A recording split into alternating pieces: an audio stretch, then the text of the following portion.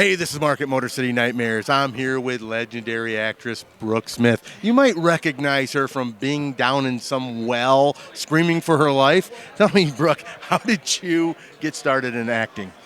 My mom was in the business, but she wasn't an actress. She was a publicist.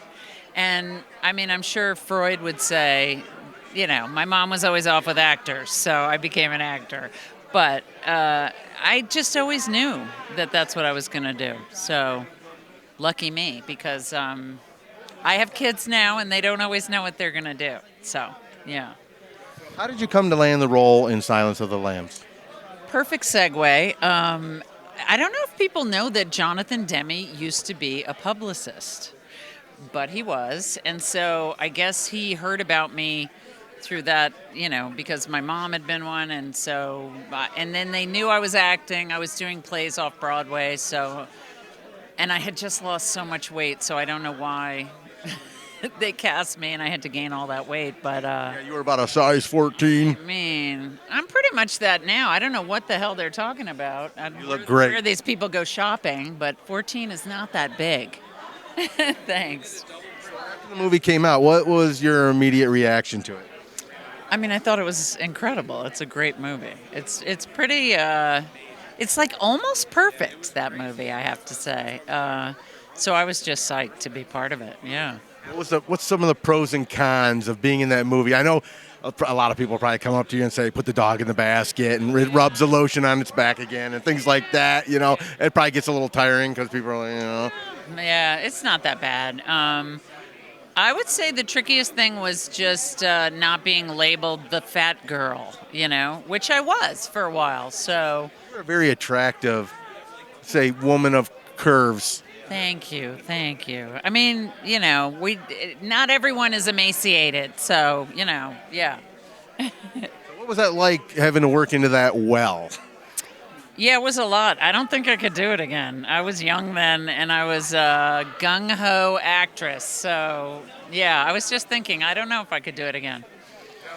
It appears, due to editing, it appears like you and Ted Levine worked together, but you probably were not even in any shots together or any scenes together.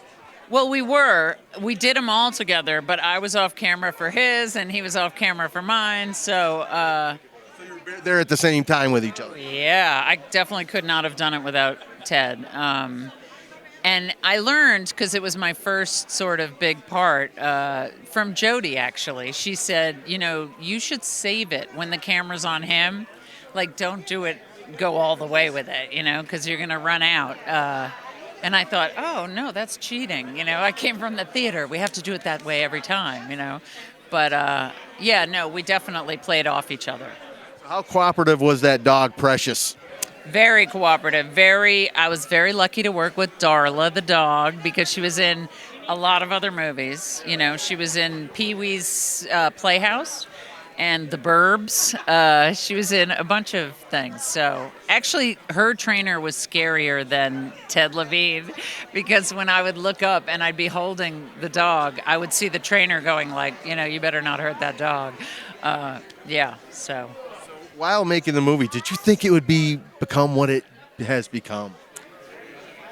I knew it was going to be great, I have to say. I don't feel that way when I make things now. I'm never sure. But that one felt like it had all the right, everything just kind of aligned. So, but it's been a long time and it still holds up. So I guess it's bigger than I thought. Since then, you've got quite a lot of work you got coming down the pipeline. I'm doing the new Ryan Murphy series. It's called Grotesquerie, and it's with Niecy Nash and Courtney Vance and Leslie Manville. So amazing. And I'm actually creating my own series based on my book, which I was a punk rocker in New York in the 80s. So it's going to be a coming of age, sort of from the women's perspective in the New York hardcore scene. Yeah. Where can people find your book? This is it. And it's sundaymatineebook.com. That's where you can order it.